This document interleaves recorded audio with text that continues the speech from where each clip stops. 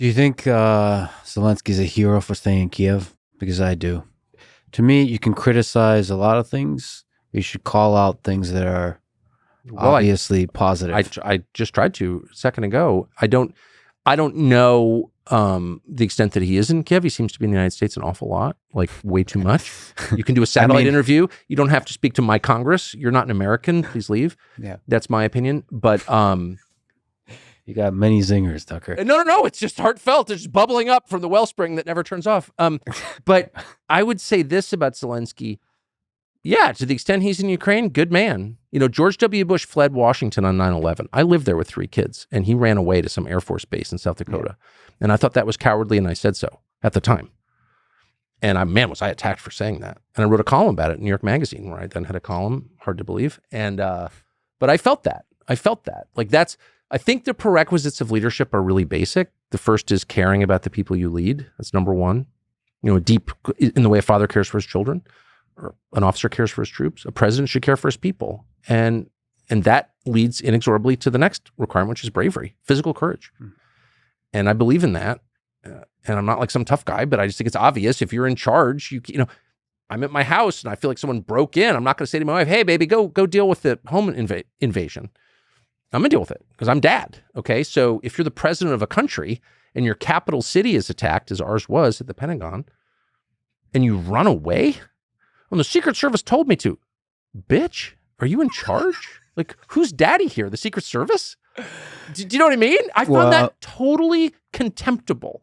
And I said so. And man, did I get a lecture, not just from Republicans, but from Democrats. Oh, you don't know. Put yourself in that position. I was like, okay, I don't know what I would do under that kind of stress, enormous stress. I get it. I know one thing I wouldn't do is run away, because you can't do that.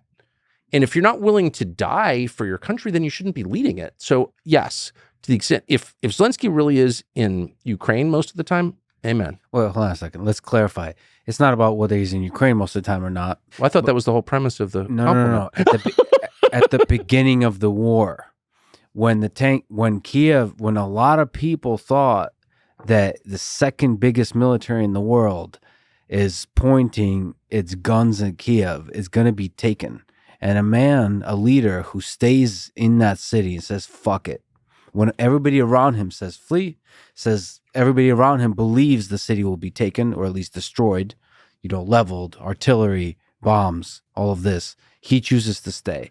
You know a lot of leaders. How many leaders would choose to stay? Well, the leader of Afghanistan, the U.S.-backed leader, when the Taliban came, got in a U.S. plane with U.S. dollars and ran away, and of course is living on those dollars now.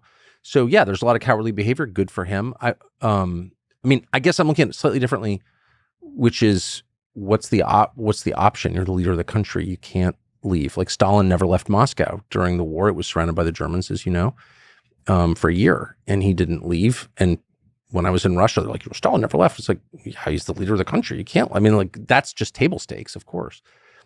I would say, but you raise an interesting, by implication, question, which is, what about Kyiv? Like, you think the Russians couldn't level Kyiv? Of course, obviously they could. Why haven't they? They could, but they haven't.